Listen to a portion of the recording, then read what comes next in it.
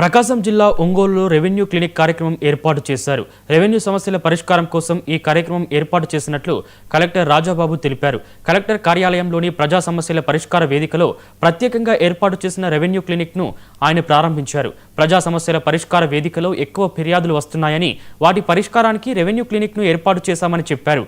ఇందులో రెవెన్యూ సమస్య మూలం కనుగొనడంతో పాటు వెంటనే పరిష్కారం చూపుతారని తెలిపారు. తొలుత జిల్లా స్థాయిలో, తర్వాత డివిజన్ స్థాయిలో, చివరగా మండల స్థాయిలో క్లినిక్లను నిర్వహిస్తామని చెప్పారు.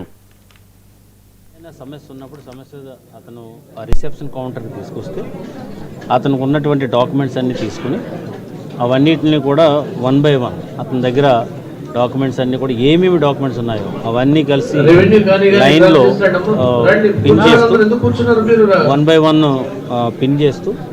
పిన్ చేసి దాన్ని కన్సర్న్ తహసీల్దార్ దగ్గరికి పంపిస్తారు.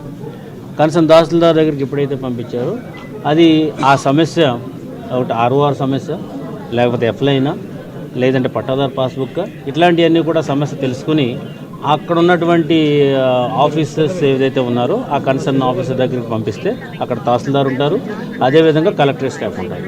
సో అక్కడ ఇమీడియట్గా అసలు ఆ సమస్య ఎలా వచ్చింది, ఏమొచ్చింది అనేది కూడా ఇమీడియట్గా చూడటం అనేది జరుగుతుంది. ఇప్పుడు ఇంతకుముందు ఎట్లా జరిగేదంటే